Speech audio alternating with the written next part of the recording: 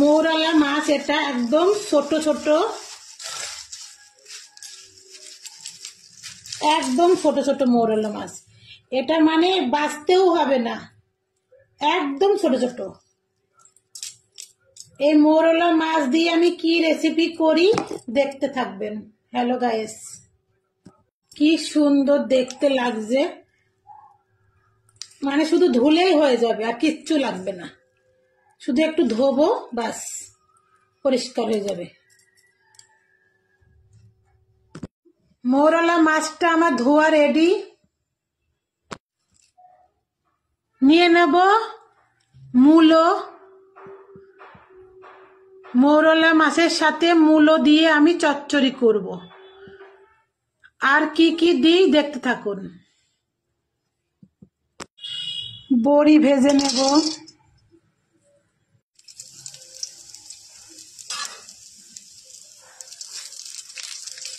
বড়িটা আমার লাল করে ভাজা হয়ে গেছে, তুলে নেব।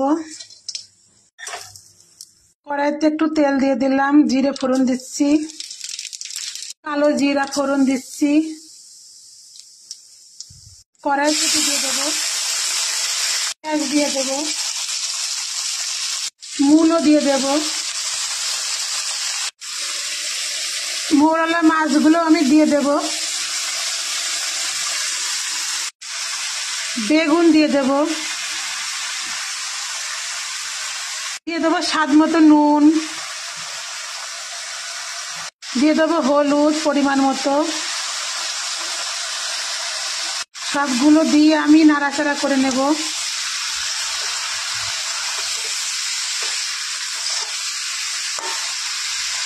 আমার হাতে বানানো মশলা,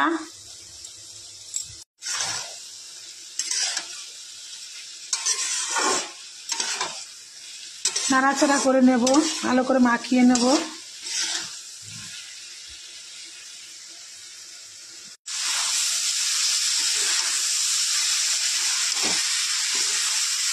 আমার এইভাবে ভেজে আমার সবই সিদ্ধ হয়ে গিয়েছে, মূলও সিদ্ধ হয়ে গেছে, সব কিছু সিদ্ধ হয়ে গিয়েছে। এই যে বেগুনও সিদ্ধ হয়ে গিয়েছে। আমি হালকা একটু জল দিয়ে দেব, অল্প। আমি বড়িটাও দিয়ে দেব।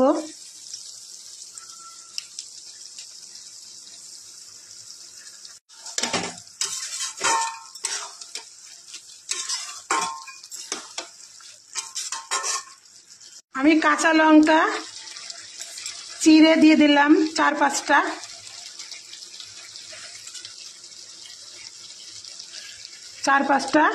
কাঁচা লঙ্কা চিড়া দিলাম।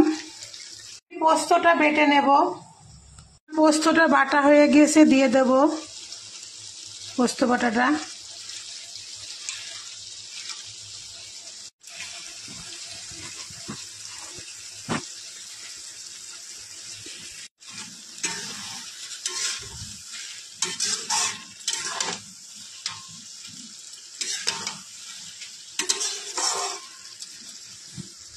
আমি ধনে পাতা দিয়ে দেব।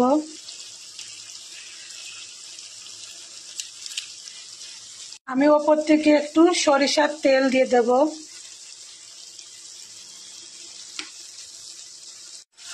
আমার রেসিপিটা একদম রেডি।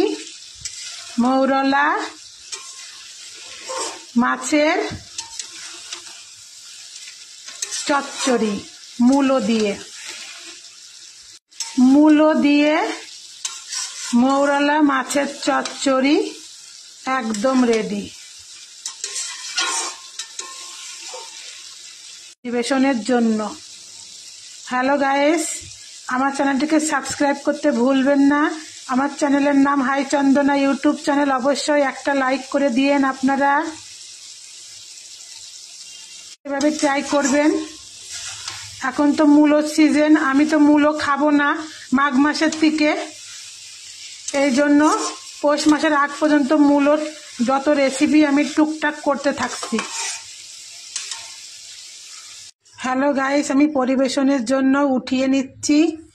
এই যে ভাত নিয়ে নিয়েছি আমি।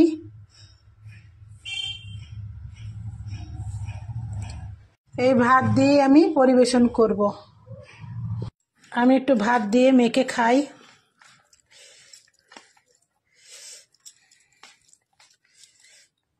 আহ